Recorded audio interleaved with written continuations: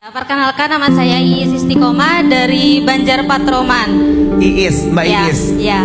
Oke, sebelumnya saya mau cerita dulu Ustadz. Sedikit cerita, saya itu dari keluarga broken home. Orang tua saya cerai dari saya bayi. Kemudian singkat cerita, saya mempunyai ayah sambung. Nah, ayah sambung saya itu membawa 4 anak, ibu saya membawa 2 anak, saya anak yang kedua. Kemudian kebetulan ayah sambung saya sudah meninggal baru 100 hari, 1 minggu lagi. Kemudian ayah kandung saya juga sudah meninggal tepat 3 tahun bulan Ramadan kemarin. Yang saya tanyakan, sekarang di posisi seperti ini saya juga dituntut untuk membantu ekonomi keluarga. Saya di sini sudah lulus kuliah, sudah bekerja, dan alhamdulillah seperti yang Ustadz katakan bahwa ketika kita yakin kita bisa, kita enggak apa-apa, kita ridho dengan ketetapan Allah, maka semuanya akan berjalan dengan baik seperti Ustadz. Nah, saya yakin kepada diri saya sendiri, saya bisa membantu keluarga saya, terutama ibu saya yang sekarang single parent, dan saya mempunyai adik yang masih SMP. Alhamdulillah sampai sekarang juga saya masih bisa membantu sedikit demi sedikit seperti itu Ustadz. Tetapi dari saudara-saudara saya yang lain itu tidak yakin dengan saya. Mereka sudah berkeluarga semua, jadi mereka itu menuntut saya untuk menikah agar ada laki-laki dewasa di rumah yang bisa, katanya kalau di rumah itu nggak ada laki-laki dewasa kurang sempurna ya Ustadz, tidak bisa ada yang jadi kepalanya gitulah Ustadz.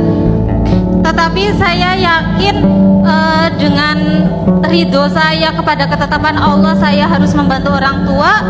Saya yakin, tetapi dari luar malah yang tidak meyakinkan saya seperti itu. Apakah dari keyakinan saya, dari menerima ridho dari Allah itu malah sebuah keegoisan? Saya tidak mau dijodohkan, saya tidak mau menikah gasik, saya harus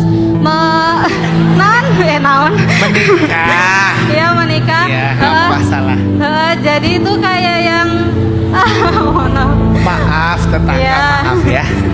Jadi saya juga jadi punya trauma juga sama laki-laki ya Ustadz, melihat keluarga saya yang mungkin sudah bercerai dari saya bayi, tidak memiliki sosok ayah dari kecil, kemudian punya kakak tiri, kakak yang mungkin sebaik-baiknya kakak sambung tidak bisa, pasti ada banyak masalah-masalah begitu Ustadz. Apakah sebuah, ya yang saya tanyakan, apakah ketetapan hati saya, keriduan saya menerima takdir Allah adalah sebuah keegoisan? Terima kasih.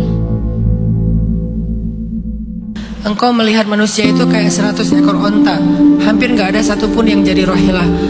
Ibil itu onta biasa, rohilah itu onta yang istimewa, artinya dia yang mengangkut beban paling banyak. Nah, rohilah ini adalah analogi tentang mukmin, terutama laki-laki, tapi bisa dipakai juga buat perempuan. Artinya mukmin itu emang harus terbiasa memiliki yang namanya quwwatut tahammul, kekuatan mengangkat beban hidup, beban tanggung jawab. Dia harus terbiasa dengan hal itu. Maka mukmin yang paling baik adalah, kata Nabi, mukmin yang kuat. Salah satu makna kuat di sini adalah quwwatut tahammul. Mukmin yang paling baik itu adalah mukmin yang paling banyak mengangkat beban dan tanggung jawab. Itulah mukmin yang paling baik. Jadi bukan hanya mukmin yang ahli ibadah, yang rajin ngaji dan seterusnya. Ternyata mukmin yang paling baik menurut Nabi itu mukmin yang kuat. Salah satu makna kuat menanggung beban. Maka saya bilang Mbak Iis adalah orang hebat karena beliau mau mengambil beban-beban yang berat, yang harusnya mungkin bisa aja diberikan kepada tanggung jawab laki-laki di rumahnya. Bisa kakaknya, bisa iparnya, bisa pamannya, harusnya sih pamannya. Tapi malah beliau berinisiatif untuk mengambil beban itu sendiri, dan itu hebat, Masya Allah, luar biasa.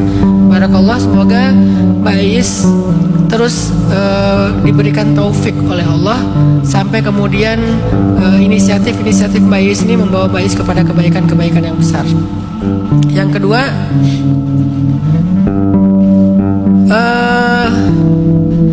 saya agak kurang respect ya dengan orang yang kalau misalnya dia hanya bisa memberikan saran, komen di waktu dia bisa berbuat lebih dari itu. Saya kurang respect kalau dalam kondisinya kayak gitu. Ini berlaku secara umum ya. Jadi kalau orang bisa berbuat sesuatu tapi dia hanya komen, saya nggak respect.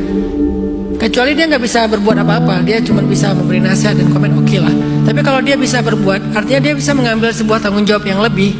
Cuma dia malah mengkomen kondisi, itu agak buat saya tuh kurang ideal lah. Maka di sini Mbak Is nggak usah berkecil hati. Kita hidup di antara manusia akan sering mendengar nyanyian-nyanyian sumbang dari mereka. Biasakanlah diri dengan hal itu. Kalau kalian nggak pengen mendengar suara nyanyian sumbang, kita harus hidup di hutan sendiri. Tapi nyatanya kita hidup di tengah-tengah manusia, dan itu kenyataan yang kita lagi belajar berdamai dengannya. Saya tadi ceritakan di awal, kalau dihitung-hitung, kayaknya saya tuh setiap 6 bulan sekali ada aja yang viral ya.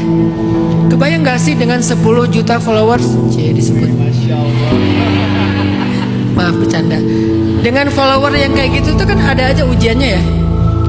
Di satu sisi jadi kayak kemudahan, di sisi yang lain jadi ujian juga. Ada aja yang julid, ada aja yang sengaja ngomongin yang buruk-buruk, sengaja mencari-cari kesalahan. Bahkan kadang-kadang nggak dicari, dibuat-buat kesalahannya.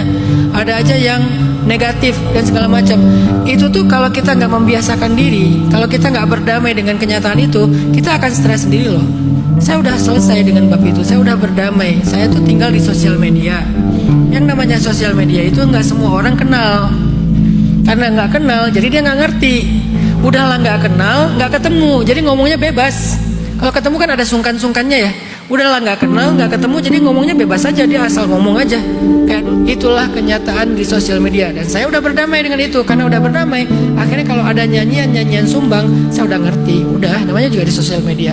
Nah begitu juga dalam hidup teman-teman. Keluarga besar kita, tetangga kita, sahabat kita, apalagi orang yang gak kenal kita, pasti mereka punya nyanyiannya sendiri.